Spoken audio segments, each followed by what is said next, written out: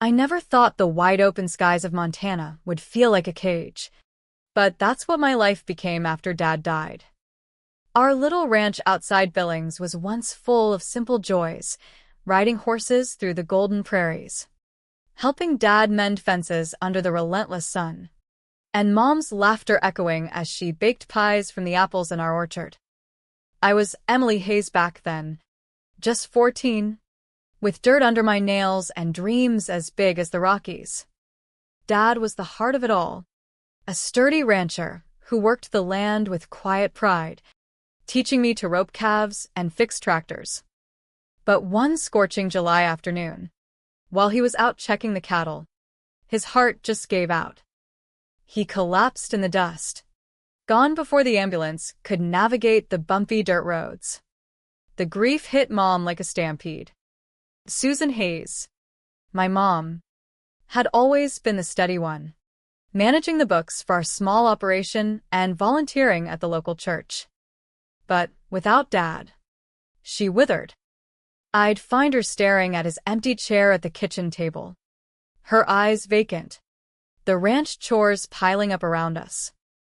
I stepped up as best I could, feeding the horses at dawn, weeding the garden, even learning to balance the checkbook from old ledgers.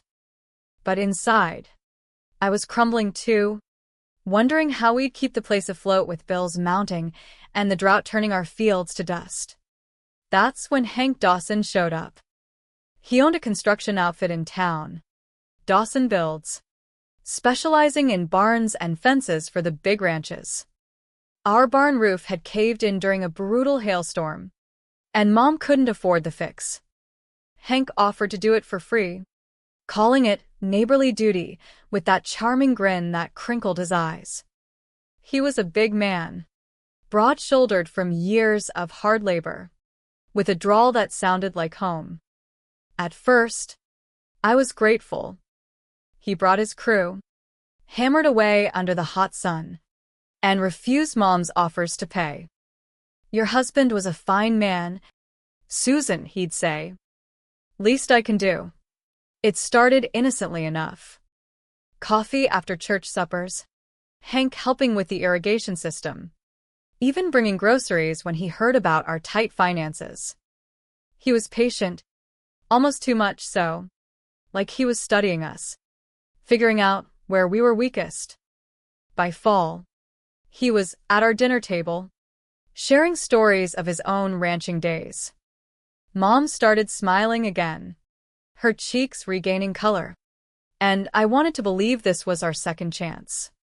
But there were flickers, Hank's jaw tightening when I spoke up about school, or how he'd changed the subject when Mom mentioned her sister in Colorado.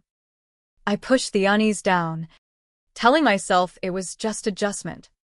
They married the next spring in a quiet ceremony at the county courthouse. Mom wanted a small gathering with family from out of state, but Hank convinced her it was better intimate, just us, him, and his brother Chet as witness. I stood there in my sundress, watching them exchange vows, feeling a knot in my gut like I was losing something irreplaceable. The changes crept in slow, like shadows lengthening at dusk. Hank suggested Mom sell off some livestock to ease the workload. "Why tire yourself when I can provide?" he said. Then came the joint bank account, which somehow became his to manage. Her old pickup started having issues right when she'd planned to visit friends, fixed only by Hank's mechanic buddy. "Your mom's been through a lot," Hank told me one evening, his voice low and authoritative. "She needs stability, not all this running around." Chet became a fixture too, always dropping by unannounced. Where Hank was direct, Chet was sly, bringing me comic books or asking about my homework, then whispering reports back to Hank. I learned fast that his kindness was just another pair of eyes watching. The ranch turned from haven to lockdown. New deadbolts on the doors that only Hank keyed. Motion lights for safety against coyotes. But they tracked our every move. Mom's cell phone vanished, replaced by a landline Hank could check. Calls from her sister went unanswered. Old friends stopped coming after Hank's gruff hellos turned hostile. I watched Mom shrink, her once confident stride becoming hesitant steps, always glancing at Hank before speaking. The woman who'd taught Sunday school kids about resilience now asked permission to buy feed for the horses. It tore at me inside, this slow erosion of her spirit. One day, folding laundry in the barn, I saw the bruises on her arms, fresh purple marks, shaped like fingers. "This isn't right," I whispered, my voice cracking. She pulled her sleeve down, eyes averted. "Marriage is complicated, Emily.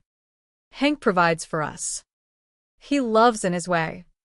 But I knew love didn't leave marks. It didn't isolate or control. Hank hadn't rescued us. He'd corralled us. By my junior year, the pressure built. Hank tore up college pamphlets I'd hidden, declaring them foolish dreams. "You'll work at the feed store after high school," he said. "Stay close. Contribute to the family." The feed store was run by one of his pals. A dusty place where dreams went to die.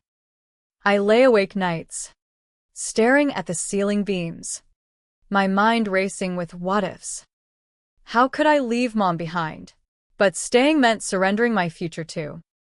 The military recruiter's booth at the county fair caught my eye, a path to independence, education, and escape. Sergeant Lopez talked of boot camp, deployments, Yibil. It sounded like salvation.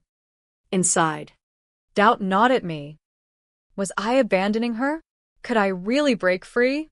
But as Hank's rules tightened, no more school dances, curfews enforced by Chet, I realized staying would break me first. I started planning in secret, confiding in my school counselor, Ms. Rivera.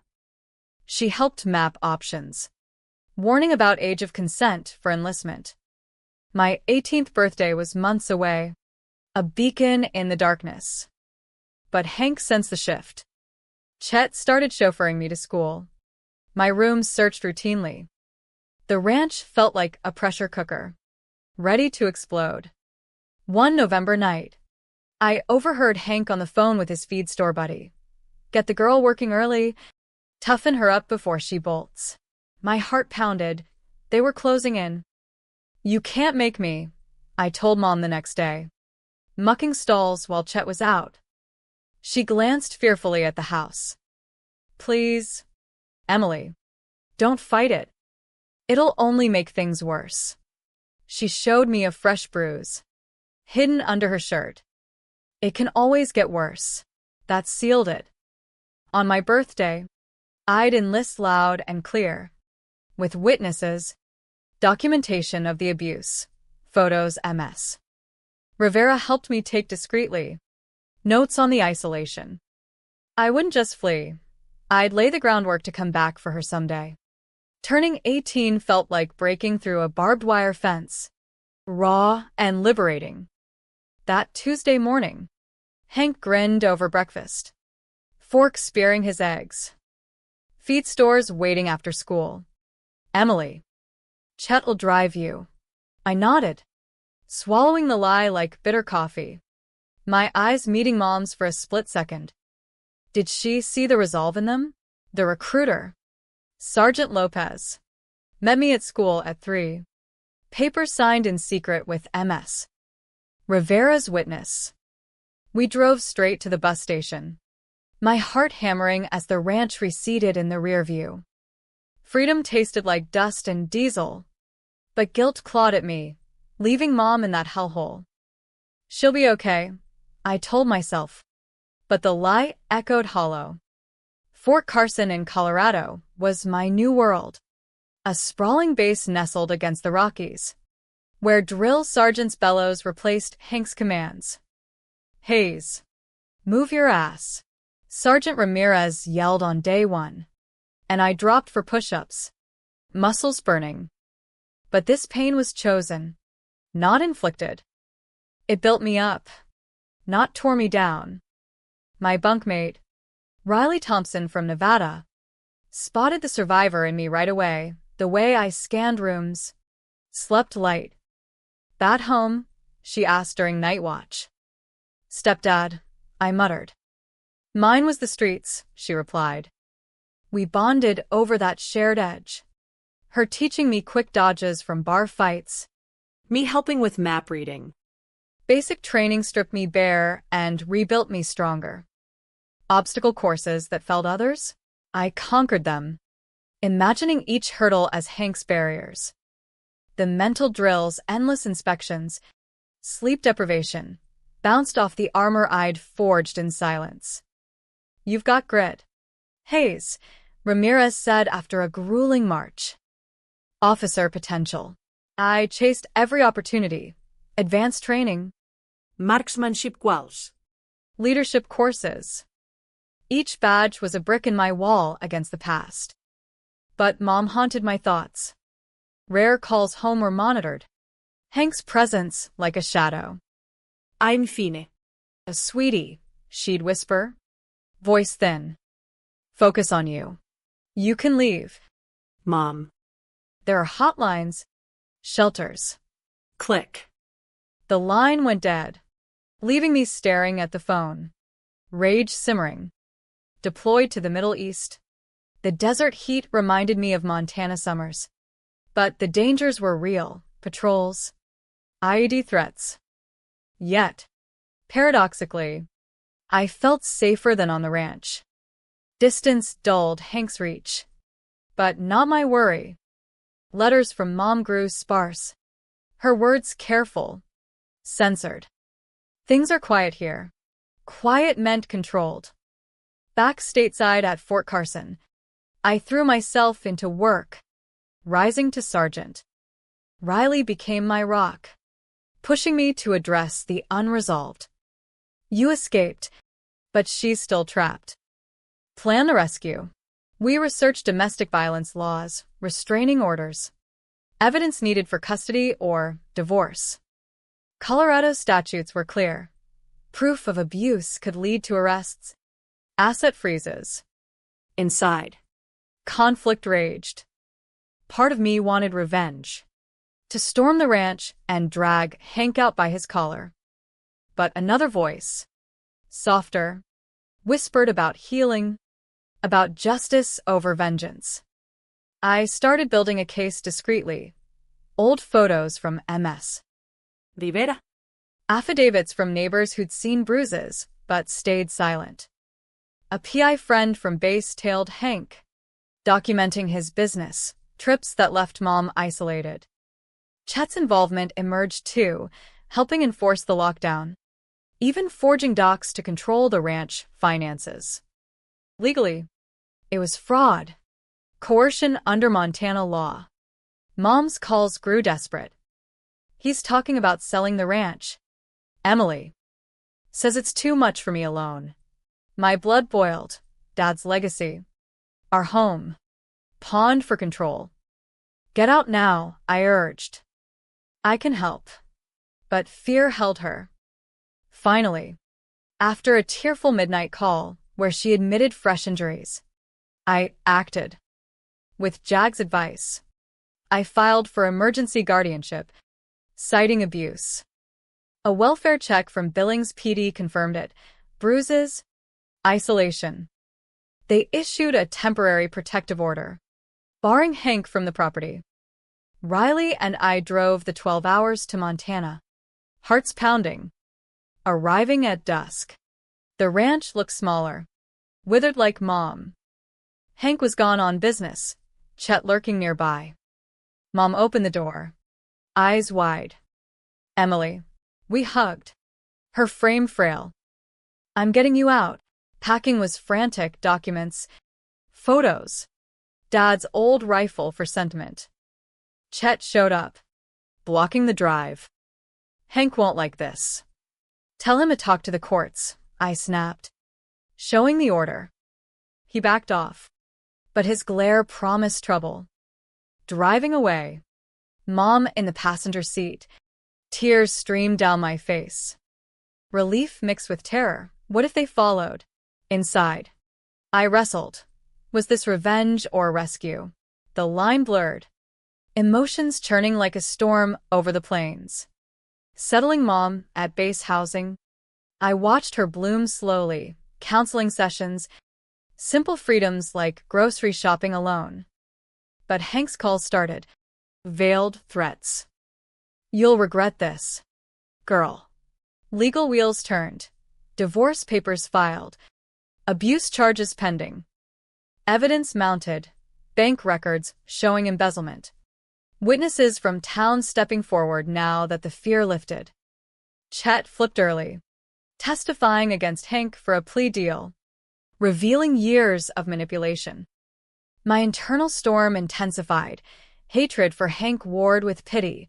What brokenness drove him to this? Mom's words echoed. He wasn't always like this. But excuses didn't erase the scars. The weight of it all pressed heavier each day, like the Rockies bearing down on my chest.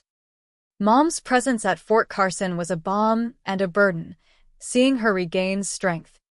Cooking Dad's recipes in the small kitchen. But hearing her sobs at night shredded me. I should have left sooner, she'd whisper during our late talks. For you. Ikke hold her. Fighting my own tears. The guilt twisting like a knife. Why hadn't I fought harder as a kid? Why did I leave her behind? Internal battles raged, pride in my escape clashing with shame for the delay. Riley noticed, pulling me aside after drills. You're carrying the world. Eminencia. Let some go. But how? Hank's shadow loomed, even from afar. Legal updates came in waves, each one stirring deeper turmoil. The Montana DA built a solid case. Domestic battery, financial abuse, violation of the protective order when Hank tried contacting Mom through Chet. Federal angles emerged too. Hank's construction firm had skimmed government contracts for rural infrastructure, crossing into fraud. Jag koordinated. Turning it interstate. He's looking at 10 to 15, my lawyer said. Inside, satisfaction mingled with sorrow. Was prison justice? Or just more pain? Mom wrestled too, her sessions revealing layers of trauma. I loved him once, she admitted one evening, staring at the sunset over Pikes Peak. Or thought I did. Her words pierced me. Had I ever truly understood her choices? Forgiveness seemed impossible.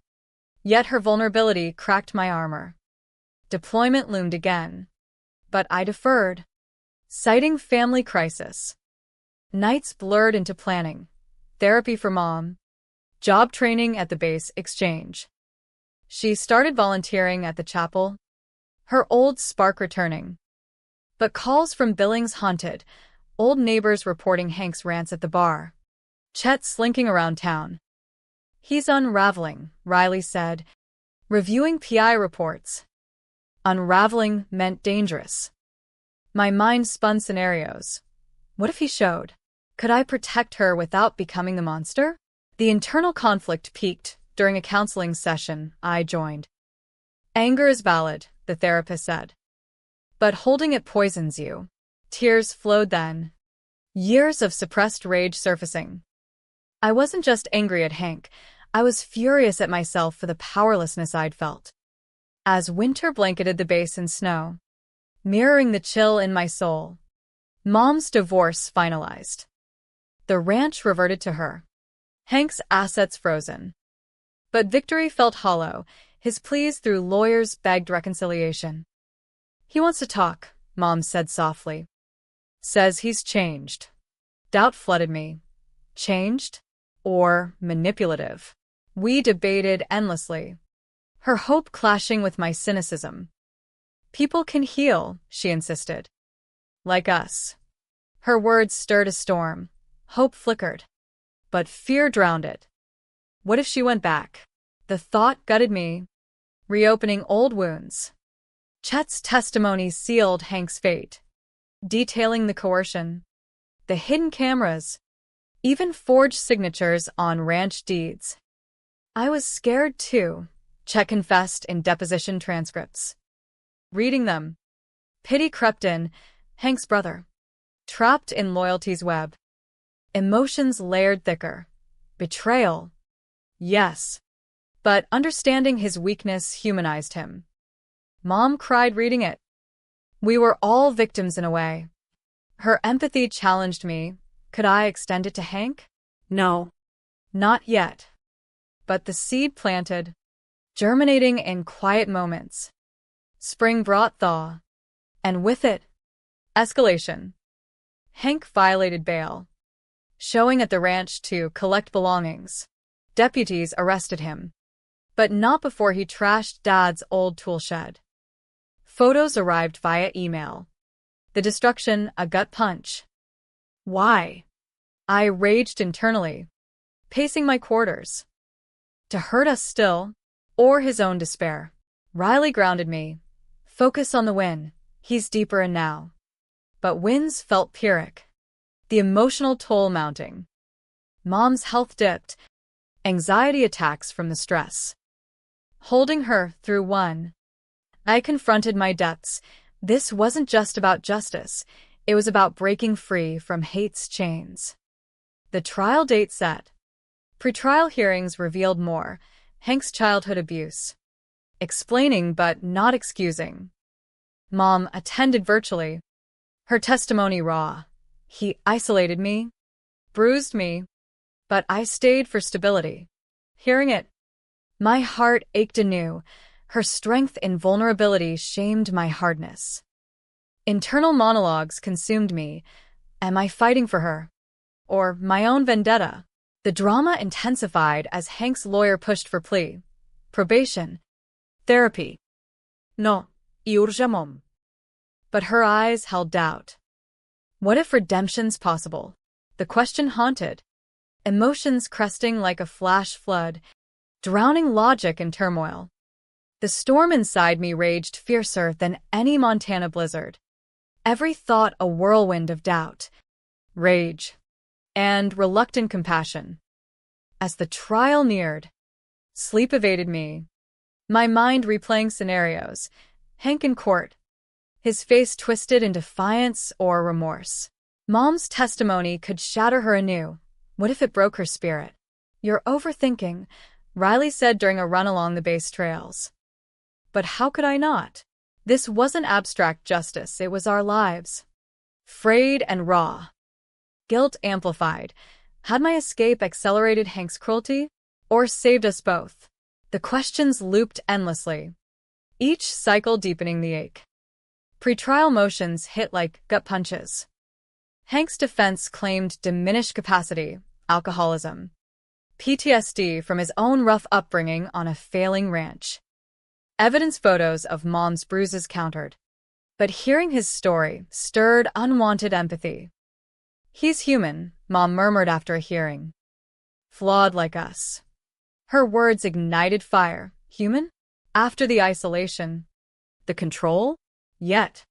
Deep down, I saw parallels, my military discipline as armor against pain. His control as shield against loss. The realization terrified. Was I more like him than I admitted? Nights dissolved in tears. The internal war exhausting. Chet's full cooperation cracked the case wider, admitting to aiding fraud. Intimidation. Hank made me, he wept in video depot. Watching, pity surged, mixing with betrayal's bitterness. Mom hugged me after. Forgiveness starts small, but forgiveness felt like surrender, clashing with my need for accountability. Emotions peaked during a base support group, sharing my story. Voices echoed back. Healing isn't linear. Their tales mirrored mine, chipping at my walls. What if Hank sought help? The thought both repulsed and intrigued. A turbulent sea of possibility. Summer heat baked Fort Carson, mirroring my inner inferno. Hank violated terms again. Emailing Mom, please. I can change. Susan. For us. JAG flagged it as harassment, adding charges. He's desperate, Mom said, voice trembling. Desperate or dangerous? Fear resurfaced. Vivid nightmares of him storming the base. I upped security, extra patrols, panic buttons. But the real battle was internal. Hatred consumed energy better spent on Mom's recovery. Her first job interview at a local diner buoyed her. But my protectiveness smothered. "Let me breathe.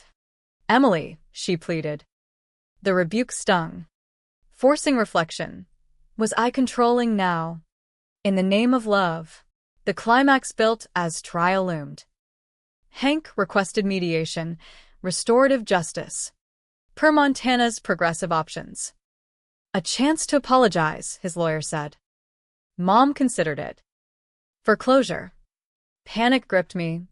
Closure or a trap. Debates raged. Her hope clashing with my distrust. What if it's genuine? She asked. Inside. Chaos. Part of me yearned for peace. Another screamed for punishment. Riley mediated. Hear him out. But guarded. The session, virtual and supervised, loomed like Judgment Day. Emotions boiled, anticipation, dread, a flicker of hope. What if this unraveled everything? In the dim conference room, Hank's face appeared on screen. Gaunt. Eyes haunted. Susan. Emily. I'm sorry. Words tumbled, admitting abuse, blaming his past, vowing therapy. Mom wept. I froze. Heart pounding. Why now? I demanded. Because I lost everything and saw what I became. Sincerity or ploy? The mediator probed, revealing his enrollment in anger management pretrial. Mom spoke. You stole years from us. He nodded. Broken. My turn. You caged us. Tears fell then, mine mixing with his. The dam broke, rage poured out. But so did understanding. Not absolution, but a crack in hate's fortress. Post-session, emotions overwhelmed like a dam burst. Mom hugged me. That took courage. But doubt lingered. Was this humane justice? Or naive? Legal paths shifted. Plea to lesser charges with mandated rehab. Better than prison rot, the DA said. Inside. Conflict peaked. Revenge denied. But healing offered. As we prepared for sentencing, the weight pressed heaviest. Forgiveness wasn't weakness. It was strength I hadn't known I possessed.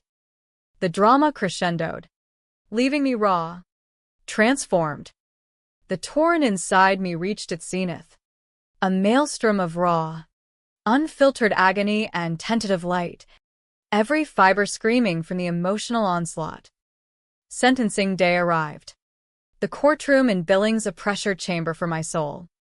Hank stood, shackled, his once imposing frame diminished.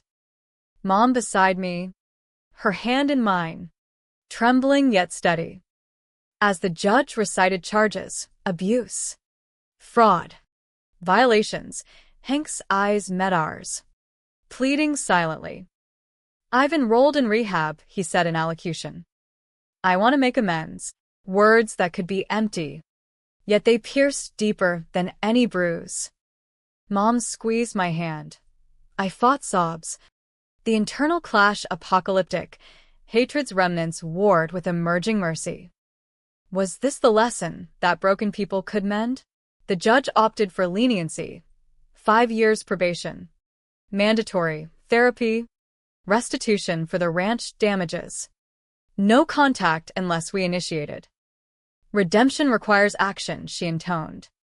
Hank nodded, tears streaming. Outside, media swirled, local news dubbing it a family healing case.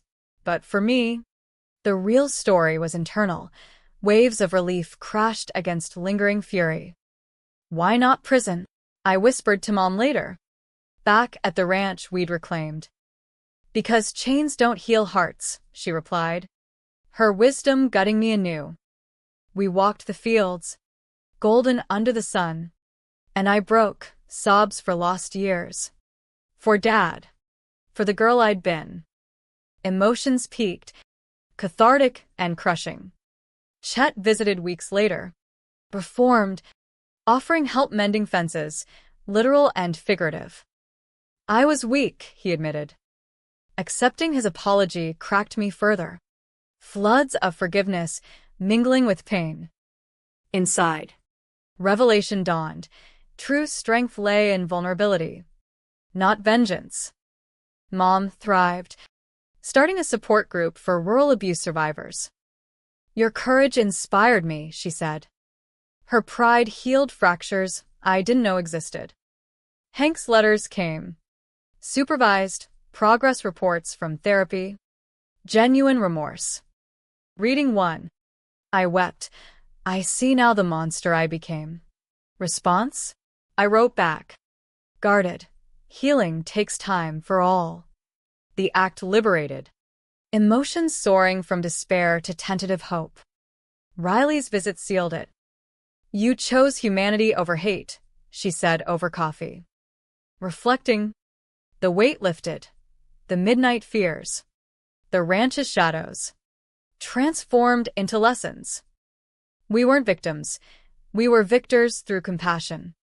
Mom and I rode horses at dusk. The western sky ablaze. Dad would be proud, she said. Tears flowed freely. The deepest yet. Joy laced with sorrow. A profound release. The cycle broken. Not by revenge, but by grace. Years on, the ranch flourished. A haven for healing. Hank, changed through years of work, became a distant figure, redeemed, but boundaries firm. The light lesson echoed, in the face of darkness. Choose the path that mends souls. For true freedom blooms in forgiveness's soil. My heart, once a battlefield, found peace in that vast western expanse.